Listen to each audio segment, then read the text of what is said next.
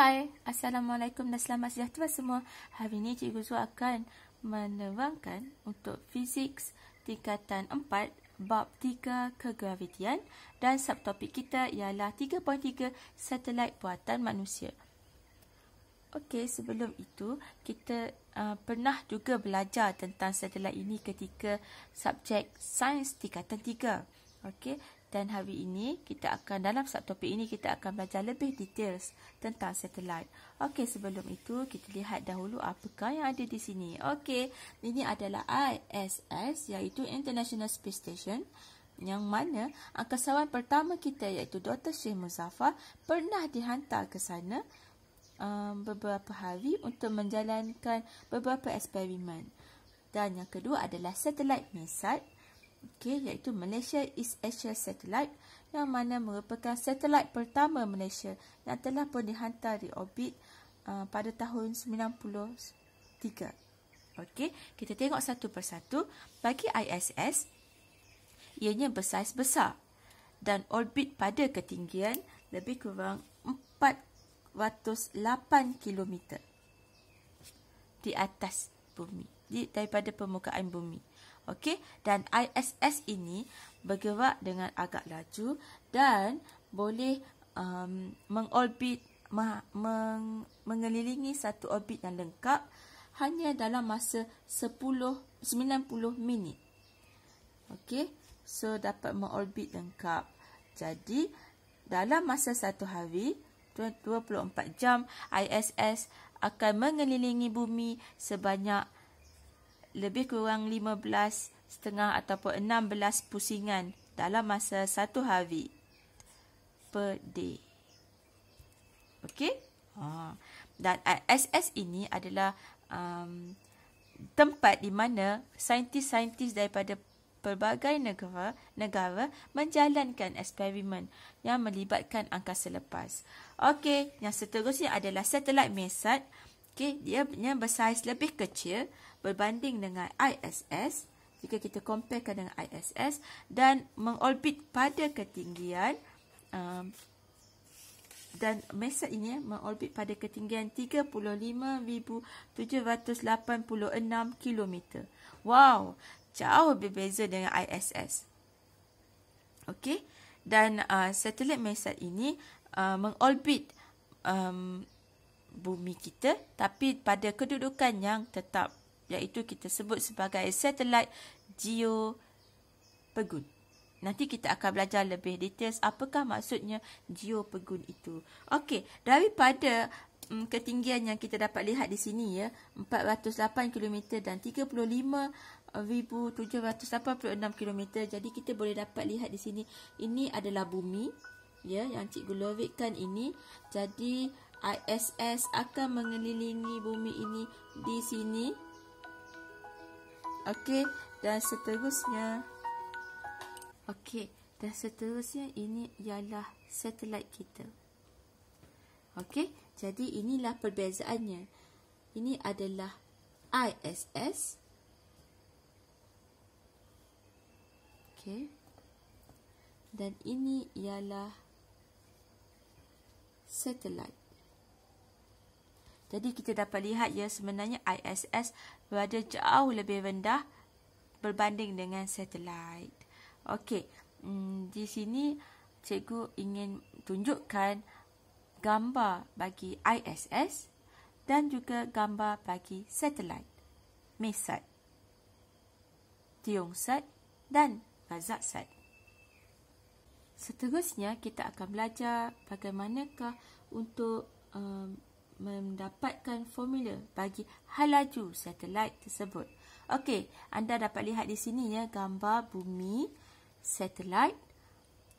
Daripada pusat bumi ke orbit satelit ini kita sebut sebagai R, iaitu jejari orbit satelit. Bermula daripada pusat bumi. Seterusnya adalah jisim bumi, iaitu M besar, yang mana kita bezakan dengan jisim satelit M kecil. So, kita dapat bezakan. Kemudian, daya graviti yang bertindak terhadap satelit ini, iaitu F. Kemudian laju linear satelit iaitu V kecil. Dan seterusnya tempoh orbit. Ini adalah simbol-simbol yang penting yang perlu anda ketahui sebelum kita memulakan pembelajaran hari ini. Okey. Satelit yang bergerak di dalam orbit membulat mengelilingi bumi akan mengalami daya memusat iaitu daya graviti. Okey, kita sudah pun mempelajari tentang daya memusat dan daya graviti. Cikgu mulakan dengan daya graviti. Kita ulang kaji semula 3.1 dan 3.2. Daya graviti ialah F sama dengan G iaitu pemala kegravitian jisim objek yang pertama, jisim objek yang kedua bahagi jejari antara dua objek, jarak antara dua objek ya, dan kuasa 2. Seterusnya adalah daya memusat. Daya memusat adalah daya yang membantu untuk sesuatu objek itu kekal dalam pergerakan membulat ialah F sama dengan M jisim objek hal laju kuasa 2 bahagi jarak. Okey, ini adalah dua formula yang penting yang telah pun kita pelajari sebelum ini. Jadi, kedua-dua formula ini cikgu akan gunakan untuk menghasilkan formula hal laju. Okey, kita mulakan dengan daya memusat. M V kuasa 2 bahagi R sama dengan daya graviti iaitu G M1 M2 bahagi R kuasa 2. Seterusnya, kita pindahkan R ke belah sini. So, kita akan dapat G M1 M2 bahagi R2 R MV kuasa 2. Jadi, kita boleh potongkan di sini. Kita boleh potongkan satu di sini. Dan akhirnya, kita akan dapat V sama dengan G M bahagi R.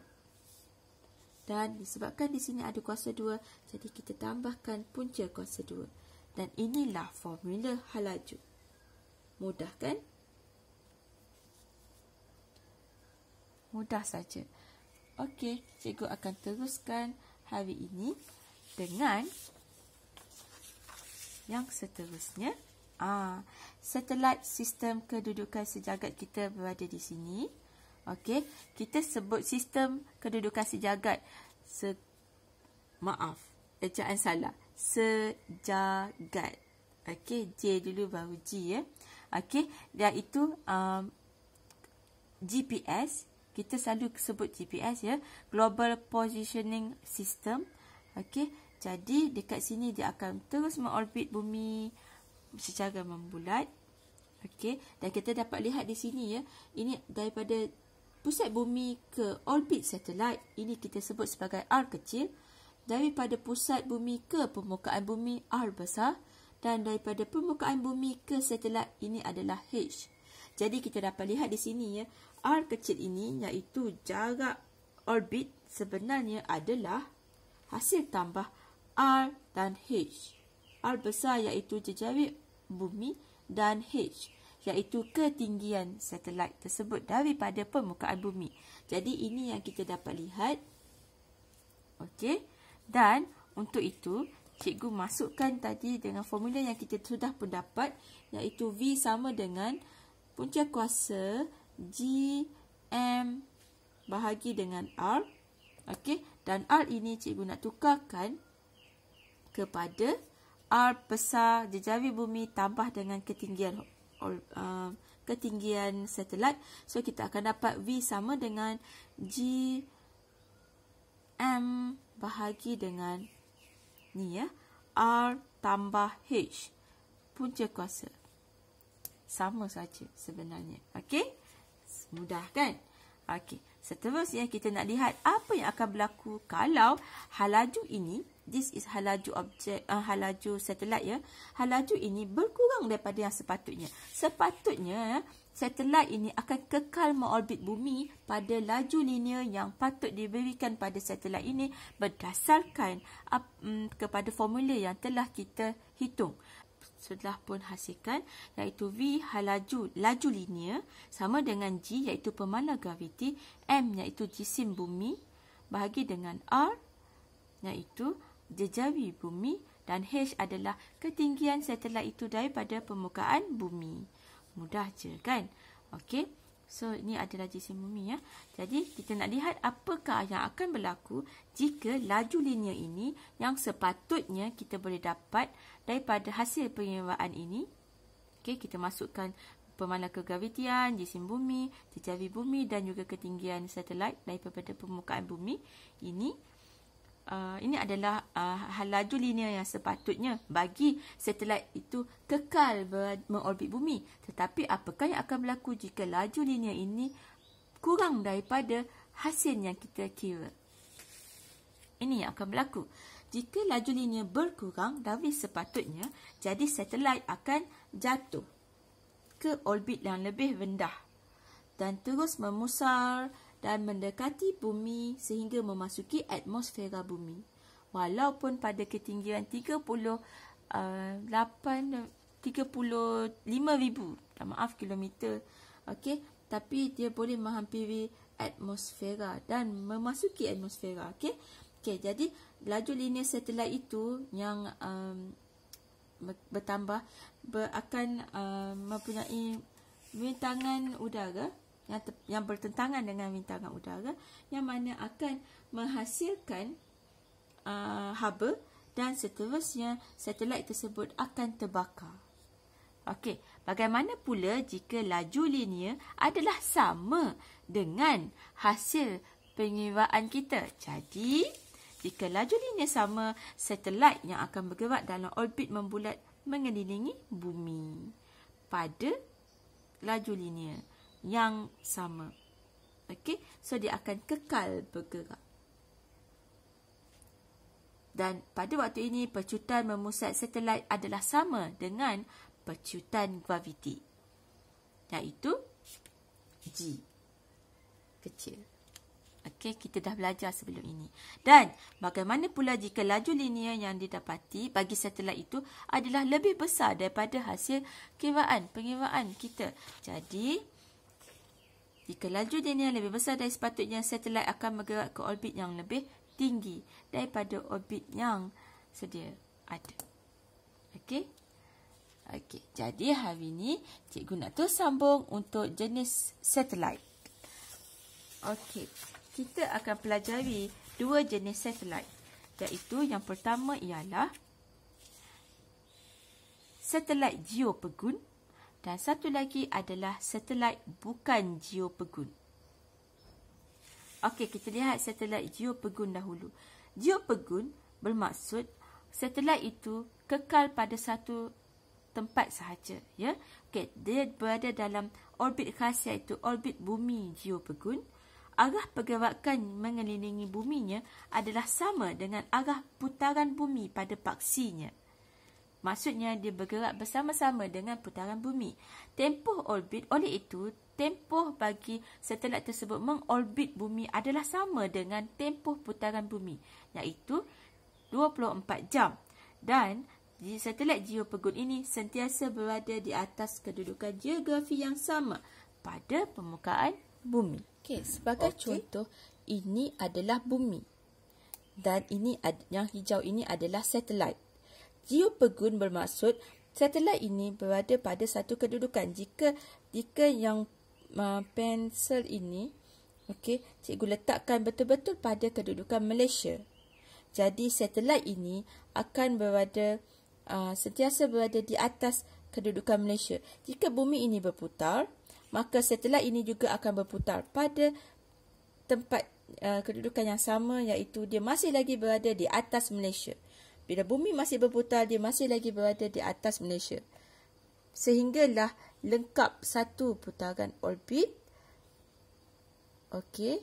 Dan satelit ini masih kekal berada di atas Malaysia. Ini bermaksud satelit ini adalah geopegun. Abaikan pensel ini ya. Okey. So, dia kekal berada di atas Malaysia. Terus yang cikgu akan terangkan tentang satelit bukan geopegun. Kedudukan orbit dia mungkin adalah lebih tinggi ataupun lebih rendah daripada satelit geopegun. Dan tempoh orbit dia adalah lebih tinggi atau lebih rendah daripada 24 jam. Jika orbitnya adalah lebih tinggi, bermaksud satelit ini berada jauh daripada permukaan bumi. Berbanding dengan orbit yang kedudukan yang lebih rendah, bermaksud satelit ini berada pada kedudukan yang dekat dengan bumi. Jadi, apabila berada di sini, satelit A akan mempunyai tempoh orbit yang lebih tinggi. Sementara satelit B ini bumi ya, satelit B ini mempunyai tempoh orbit yang lebih rendah daripada bumi. Kerana A mempunyai orbit yang panjang untuk dikelilingi berbanding dengan satelit B yang mempunyai orbit yang lebih pendek, maka tempoh orbitnya juga adalah lebih pendek daripada 24 jam. Sedangkan jika satelit geopegun, satelit itu akan bergerak sama seperti masanya, tempohnya adalah sama seperti bumi. Okey, dan satelit geopegun berada kepada kedudukan geografi yang berubah-ubah pada permukaan bumi. Berubah-ubah. Bermaksud dia tidak tetap pada satu tempat sahaja. Okey, contohnya ialah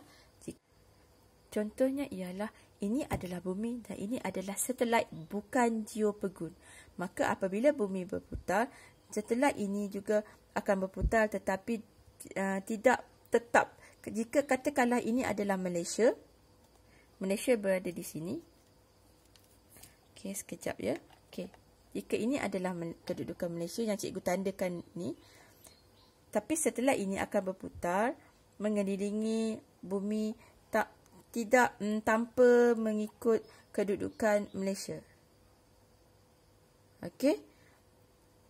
Kadang-kadang dia akan berada di atas Malaysia dan kadang-kadang dia akan berada di atas negara lain. Okey, itu bermaksud satelit ini bukan geopegun. Okey, dan ini adalah peta buih berganda bagi satelit geopegun dan satelit bukan geopegun.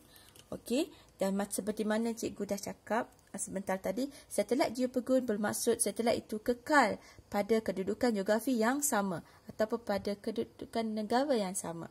Sedangkan berbeza dengan satelit bukan geopegun, dia kedudukannya adalah berubah-ubah dan tidak tetap pada satu negara ataupun tempat yang sama.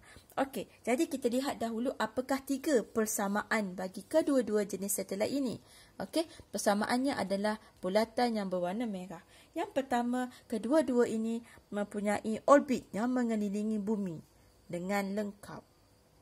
Yang kedua persamaannya ialah kedua-duanya mempunyai formula hal laju linear yang sama, iaitu melibatkan pemalar graviti, jisim bumi bahagi dengan jejari orbit. Okey. Seterusnya ialah formula bagi tempoh orbit yang mana kita telah pelajari dalam subtopik 3.2, iaitu 4 pi kuasa 2 jejari orbit kuasa 3 bahagi dengan pemalar dan jisim. Okey, kita lihatkah apakah perbezaan antara satelit geopegun dan satelit bukan geopegun. Satelit geopegun mempunyai gerakan arah yang sama dengan arah putaran bumi. Tetapi satelit bukan geopegun mungkin mempunyai arah yang sama dengan putaran bumi ataupun mungkin tidak sama. Okey, seterusnya T ialah tempoh bagi satelit geopegun ialah bagi satu putaran lengkap ialah 24 jam, iaitu sama seperti putaran bumi. Tetapi satelit bukan geopegun, tempoh orbitnya mungkin lebih panjang atau lebih pendek daripada 24 jam.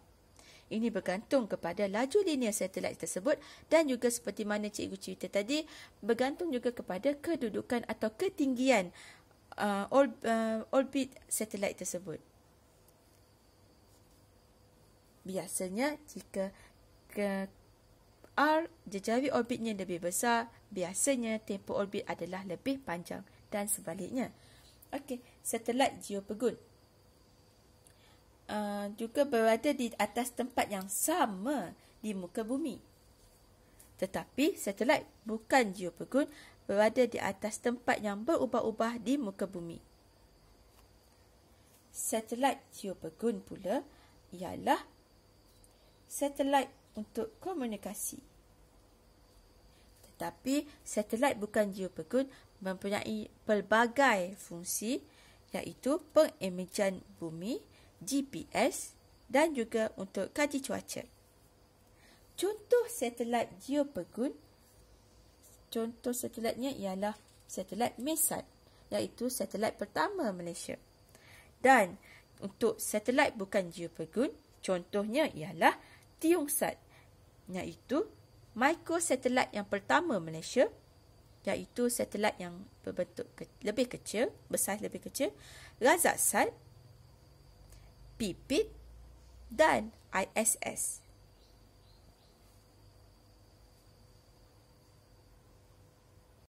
Seterusnya kita akan belajar tentang halaju lepas.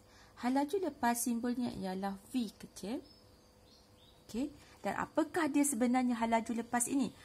Okey, halaju lepas adalah halaju minimum yang diperlukan oleh objek untuk mengatasi daya graviti dan terlepas ke angkasa lepas. Contohnya ialah, katakanlah ini adalah roket.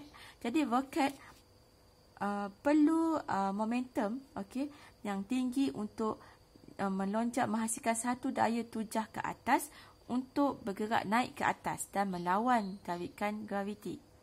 Tetapi bagi roket ini melepasi atmosfera bumi dan terus ke angkasa lepas, ia perlu mengalami satu halaju yang paling minimum yang boleh mengatasi daya graviti tersebut.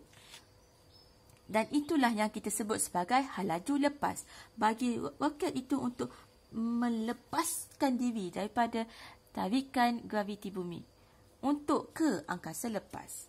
Okey, jadi halaju lepas ini bergantung sebenarnya kepada jisim bumi, iaitu M besar.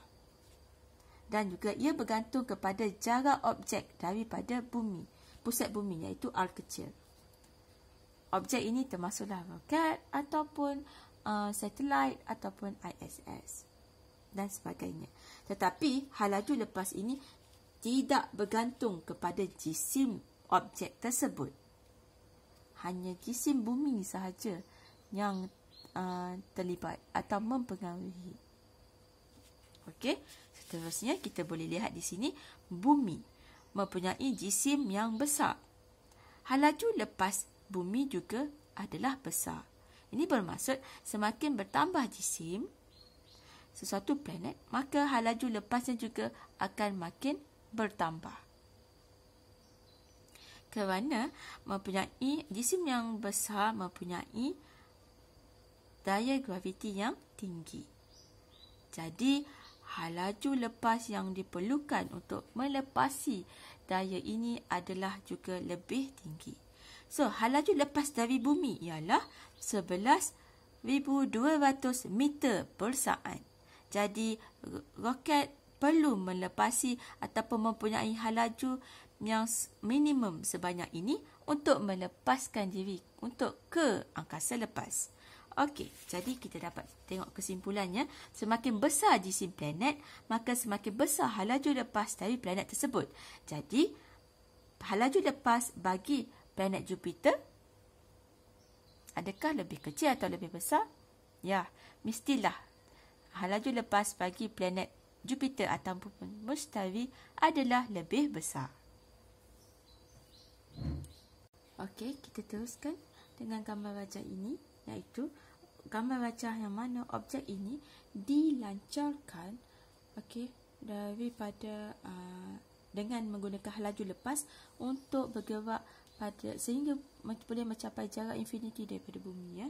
Okey, keluar daripada keluar ke angkasa lepas. Okey, sebelum cikgu menerangkan tentang bagaimanakah untuk mendapatkan formula bagi halaju lepas ini, cikgu nak kita ulang kaji semula tentang tenaga kinetik dan tenaga keupayaan graviti yang pernah kita pelajari dalam sains tingkatan 3 dahulu. Okey, so kita mulakan dengan tenaga kinetik dahulu. Tenaga kinetik ialah EK kecil sama dengan 1/2 mv kuasa 2, iaitu jisim, objek dan halaju objek kuasa 2. Ini adalah tenaga kinetik, iaitu tenaga yang berada bagi semua objek yang sedang bergerak. Yang seterusnya adalah tenaga keupayaan graviti. Okey,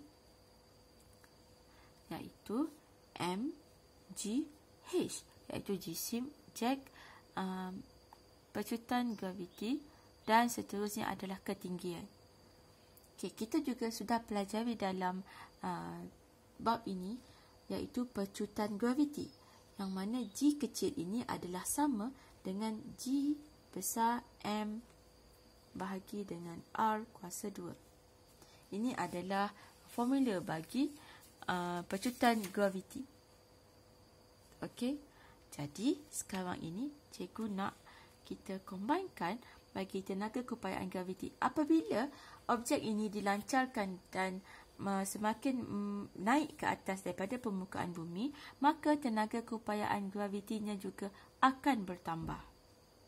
Dan kita juga telah pelajari, ya, prinsip keabadian tenaga menyatakan bahawa tenaga tidak akan hilang, musnah ataupun kita tidak boleh cipta, tetapi tenaga akan berubah daripada satu bentuk ke bentuk tenaga yang lain.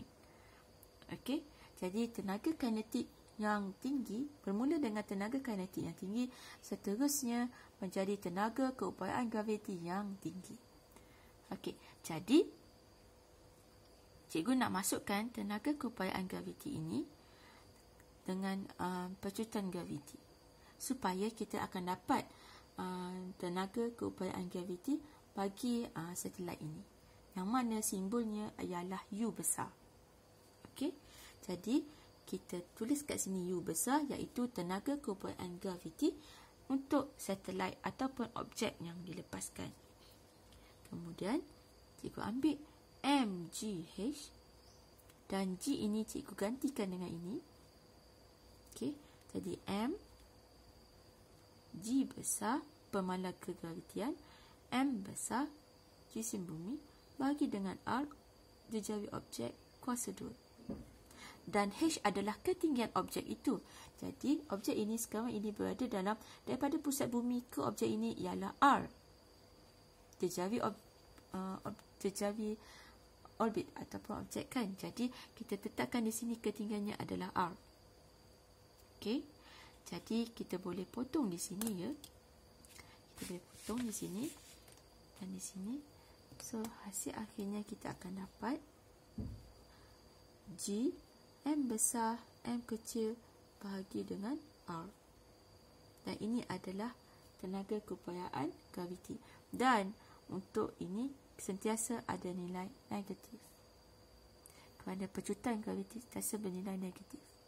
Okey, jadi inilah formula bagi tenaga keupayaan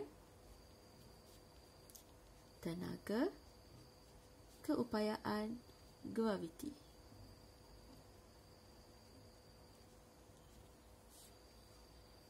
Okey, seterusnya kita akan lihat di sini, ya.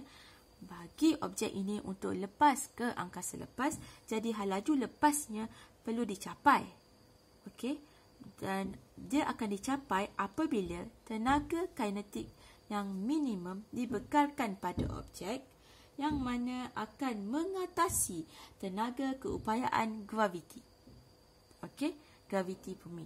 Jadi kita dapat satu kesimpulannya di sini, ya, iaitu tenaga kinetik minimum ini,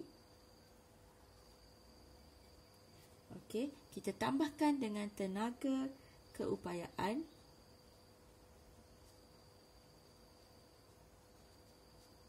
yang ini tenaga kinetik, ya. Okey, kita samakan dengan sifar. Okey. Okey, kemudian kita masukkan formula ini. Okey, bagi tenaga kinetik, okey, jadi 1/2 mv kuasa 2 tambah tenaga keupayaan yang ini, iaitu U, negatif G M besar M kecil bahagi dengan R, okey, sama dengan sifar. Okey, jadi kita pindahkan di sini, ianya menjadi GM bahagi R. Cikgu pindahkan di sini ya, jadi positif. Kemudian M ini cikgu pindahkan ke sini. Okey, so dia akan berada di bawah. Okey, berada di bawah ini. So ini cikgu letakkan di sinilah ya. Okey, dan 2 ini cikgu bawa naik ke atas. So tinggallah V kuasa 2. Okey. Kemudian kita potong yang mana sahaja boleh potong. Okey, seterusnya kita akan dapat 2GM bahagi R kuasa 2 ini kita gantikan dengan set. Dan ini adalah hal laju lepas. Formula bagi hal laju lepas. Okey, mudah saja kan? Okey, seterusnya hari ini kita teruskan dengan soalan supaya lebih faham. Untuk kita hitung hal laju lepas sama-sama bagi 2 buah planet. Okey, planet yang pertama adalah planet bumi yang kita cintai. Okey, dan seterusnya adalah planet Marikh, iaitu jiran kita yang kerap kali kita hantar robot ke sana, dan kita juga akan ada mission untuk menghantar manusia ke sana dalam masa beberapa tahun lagi. Okey, jadi kedua-dua planet yang cikgu sukai ini kita akan kira sama-sama hal lajunya dan kita lihat apakah perbezaan hal lajunya.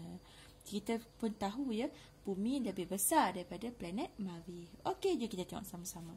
Okey, kita mulakan pengurusan kita dengan menggunakan formula yang telah pun kita terbitkan tadi. Okey? Okey.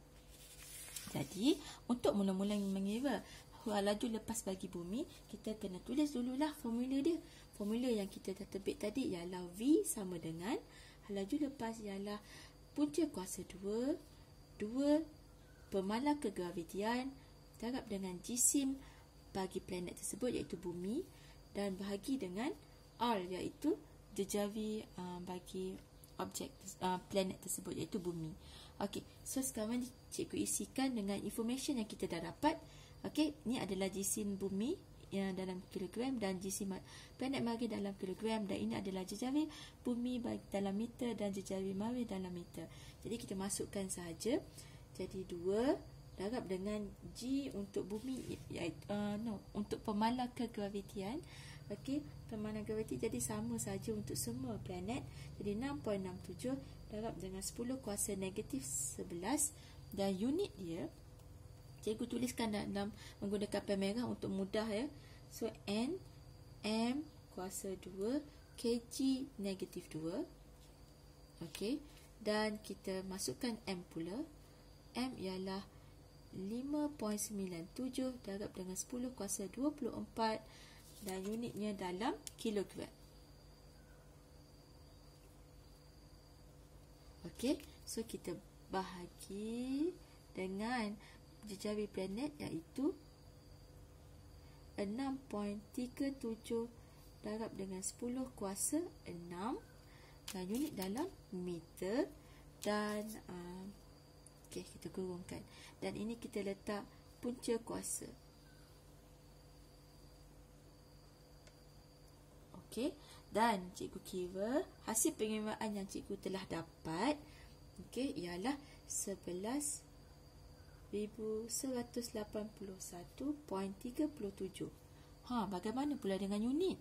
Okey, unit cikgu akan tunjukkan sekarang. Okey, ini adalah unit yang kita dapat. Jadi cikgu buat N M kuasa 2 kg negatif 2 kg darab kg bahagi dengan meter. Okey, kemudian kita boleh potong mana saja kita boleh potong. Okey, kilogram potong 1. Kemudian M ini cikgu potong 1. Okey, so kita dapat lihat di sini dia menjadi N kg negatif 1. Jadi M di sini cikgu letakkan di sini. Okey, ini saja ya.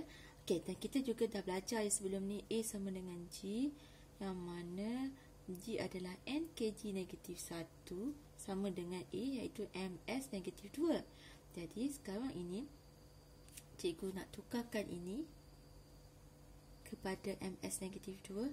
Jadi kita akan tukar di sini ya, MS negatif 2 M. So kita akan dapat M kuasa 2 S negatif 2. Okey, kat sini ada set kan. Okey, jadi kita akan dapat hasilnya setelah kita set ni ialah M S negatif 1. Jadi jawapan akhirnya ialah, cikgu salin balik, 11,181 MS negatif 1 setelah dibundalkan. Dan jika dalam bentuk piawai, kita akan dapat 11.18 darab dengan 10 kuasa 3 MS negatif 1. So ini adalah hal laju lepas bagi bumi. Okey, bumi. Okey, mudah saja kan? Okey, cikgu akan teruskan dengan mari pula. Okey, yang sama kita tuliskan formula V sama dengan 2GM bahagi dengan R. So kita tulis kat sini, panjang sikit ya, 2 darab dengan 6.67 darab dengan 10 kuasa negatif 11 NM 2 kilogram negatif 2. Okey, dan ini ialah 6 ni ya, 6.42 darab dengan 10 kuasa 23 kilogram. Ini adalah jisim marikh. Okey, bahagi dengan R planet Mars ini ialah 3.40 darab dengan 10 kuasa 6 meter. Okey, jadi setelah cikgu tekan kalkulator sebentar tadi, cikgu dapat hasilnya ialah 5018.87. Dan seperti mana yang cikgu dah tunjukkan tadi, operasi untuk unit ini, dan unit akhir yang kita akan dapat adalah MS negatif 1. Jadi kalau kita nak buat dalam bentuk piawai, kita bundalkan jadi 5.02 darab dengan 10 kuasa 3 MS negatif 1. Jadi ini adalah hal laju lepas bagi planet marikh. Dan kita dapat lihat di sini ya, bagi planet bumi hal laju lepasnya ialah 11.18. Tetapi darab dengan 10 kuasa 3. Tetapi untuk planet marikh hanya 5.02 darab dengan 10 kuasa 3 MS negatif 1 sahaja. Jadi bagi objek yang ini berlepas ataupun dilancarkan daripada planet bumi memerlukan hal laju yang lebih tinggi, laju linear yang lebih tinggi berbanding dengan objek yang hendak dilepaskan daripada planet marikh untuk ke angkasa lepas. Okey, dan seterusnya lagi satu, ini kerana ya, kerana planet bumi adalah lebih besar jisimnya berbanding dengan marikh. Jadi daya graviti bumi adalah lebih tinggi berbanding dengan planet marikh. Jadi hal laju lepas bagi planet bumi adalah lebih tinggi berbanding dengan hal laju lepas bagi planet marikh. Okey, dan seterusnya cikgu akan sambung, iaitu manfaat dan implikasi hal laju lepas. Apakah kebaikan kita mengetahui hal laju lepas bagi planet tersebut, dan apa juga pula kesannya kepada objek tersebut. Okey, so kita mulakan dengan yang pertama, iaitu bumi. Okey, di bumi ya, kita dapat kekalkan lapisan atmosfera sebenarnya. Okey, jadi poin di sini ialah yang pertama, atmosfera kita dapat dikekalkan. Kalau bayangkan ya, kalau tak ada hal laju lepas ini, atmosfera awak akan bersepah-sepah di angkasa lepas. Okey, kerana dengan mudahnya dengan gerakan hal laju yang rendah juga juga sudah boleh terlepas daripada tarikan graviti bumi dan terus ke angkasa lepas. Okey. Jadi molekul-molekul udara ya yang berada dekat atmosfera ini bergerak secara rawak ini dengan purata laju linearnya yang lebih tinggi ataupun lebih rendah daripada hal laju lepas. Jika tidak terlepas, jadi tidak terlepas daripada bumi. Jadi laju linearnya mestilah lebih rendah daripada hal laju lepas. Jika laju linearnya adalah lebih tinggi daripada hal laju lepas, maka mudah saja terlepas daripada bumi. Okey, seterusnya ialah kapal terbang dan jet. Okey, terbang tinggi tetapi tidak terlepas ke angkasa lepas pun. Masih tetap berada di dalam atmosfera bumi. Ini kerana laju linearnya adakah lebih tinggi atau lebih rendah daripada laju lepas? Of course lah, mestilah lebih rendah daripada laju lepas. Apabila lajunya lebih rendah, jadi tidak dapat mengatasi laju lepas, jadi tidak akan terlepas ke angkasa lepas. Okey, seterusnya ialah roket. Roket berbeza dengan kapal terbang dan jet. Kapal terbang dan jet kita hendak dia terus terbang di dalam atmosfera bumi. Tetapi untuk roket kita mahu dia lepas mengatasi atmosfera bumi. Jadi laju linear bagi roket mestilah lebih besar daripada laju lepas supaya ianya dapat mengatasi laju lepas dan terlepas ke angkasa. Dan seterusnya ini adalah implikasi hal laju lepas ya. Okey, setiap planet yang berbeza hal laju lepas okey kerana mengikut GC masing-masing. Okey, contohnya adalah planet Jupiter ataupun Mushtari. Hal laju lepasnya lebih tinggi, jadi implikasi terhadap planet ini ialah gas panas dia tidak dapat dilepaskan keluar. Jadi gas panas akan kekal berada di dalam atmosfera planet Mushtari. Okey, ini adalah implikasinya. Gas panas tidak dapat dilepaskan. Okey, bagi planet Marikh yang kita dah kira tadi lebih rendah bacaan hal laju lepasnya berbanding bumi, maka atmosferanya kurang tumpat. Jadi atmosferanya adalah lebih nipis. Okey, cikgu rasa itu saja untuk subtopik ini. Jadi bagi bab 3 ini kita sudah habis dan ini sahajalah untuk video kali ini dan jangan lupa like dan subscribe. Terima kasih semua. Semoga bermanfaat.